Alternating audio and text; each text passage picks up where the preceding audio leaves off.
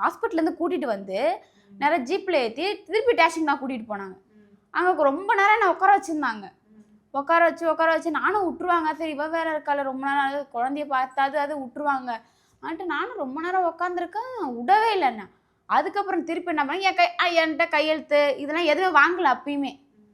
அங்கே போயிட்டு கோர்ட்டுக்கு கூட்டிகிட்டு போய் அவங்க வீட்டுக்கு தான் கூட்டிகிட்டு போனாங்க. ஜட்ஜி வீட்டுக்கு தான் என்னை கூட்டிகிட்டு போய் உடனே ஆமாம் கூட்டிகிட்டு போயிட்டு வெளிலலாம் வரப்போ தான் என்கிட்ட கையெழுத்தே வாங்கினாங்க.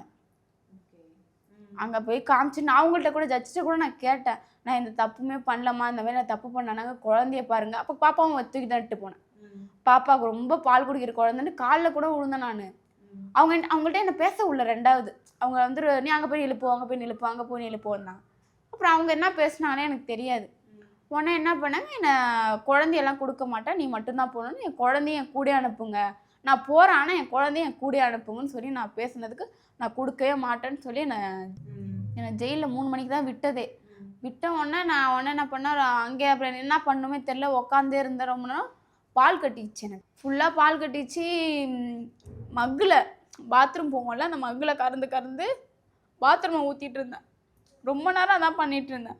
12 நாள் இருந்தேன். 12 நாள் அதான் பண்ணேன். 12 நாள் சிறைச்சாலையிலே இருந்தீங்களா? கடலூர் சிறையிலையா? பாத்ரூமை கறந்து ஊற்றிட்டு இருப்பேன். ஒரு 2-3 அக்காலாம் சொல்ல ஆரம்பிச்சாங்க அது யூரின் போகிறாண்டி அது அந்த மாதிரி தாய்ப்பால்லாம் ஊற்றக்கூடாது அதெல்லாம் பாவம் எங்களுக்கு தாண்டி பாவம் அது அப்படின்னு சொன்னாங்க.